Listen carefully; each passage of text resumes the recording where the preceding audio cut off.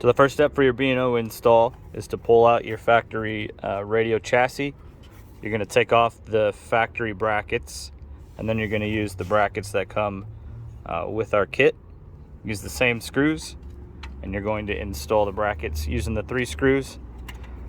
And ultimately what you want the brackets to do is they're going to go in like this, so that when the radio chassis goes back into the dash, instead of being mounted straight, it's going to get mounted up with the plugs facing upwards.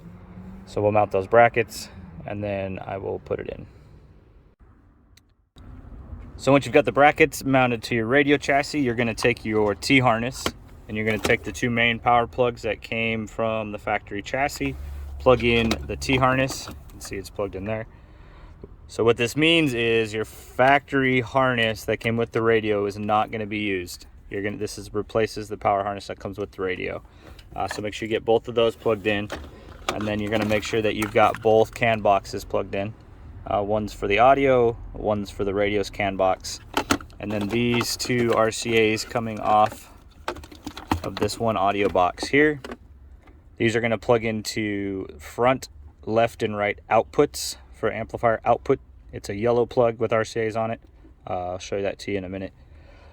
So that's how this harness will go. And then once you have this harness, T-harnessed, we'll plug in the factory chassis and get it back in. The key to all of it is this blue USB. So you want to make sure this gets plugged in. This is the key. So here we go. Next step. All right, T-harnesses are in. We plug the radio in. I'll show you the plugs once I get it turned in. But it's going to go in like it would normally, right? Slide in, but you're going to have to fight it a little bit, push it in, and then take the top, pull your wires up so that you can turn it, and then it'll turn, and it'll mount just like that, so you can see the harnesses. I would plug the harnesses in first, because the harnesses make it easier to pull the back so that the back goes up the way you want it to. It's just a helpful handle. So take 2 of the screws that you had the factory chassis in at first, and we'll mount those 2. You can see those plugs, and then we'll talk about the last bit of plugs. All right, once you've got all the T-harness in, again, make sure that mini blue USB is plugged into that. You don't plug in the XM or FM antenna. You want to make sure the FM antenna, the big orange one, has our adapter to plug into our radio, or you will get no FM. So there's the T-harness, again, making sure that they're both red boxes are plugged in. And then you're going to have a couple, a 2-pin plug here with an orange and a black that are going to go to the one that plugs into the 54-pin from the factory screen. And there will also be the 360 power plug that's jumping from the B&O harness and plugging into the same 54-pin. This big black plug here will plug into your 360 module, should you have the touchscreen control 360. And the last key are these 2 RCAs.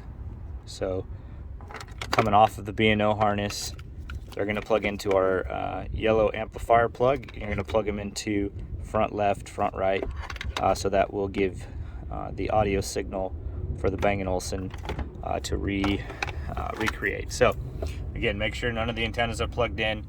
Make sure that mini blue USB is plugged in, both T-harnesses, and then all of the plugs in between with the CAN box. And then you'll plug in this to our radio, again this to our radio. Here's your camera output, so that'll plug into our radio.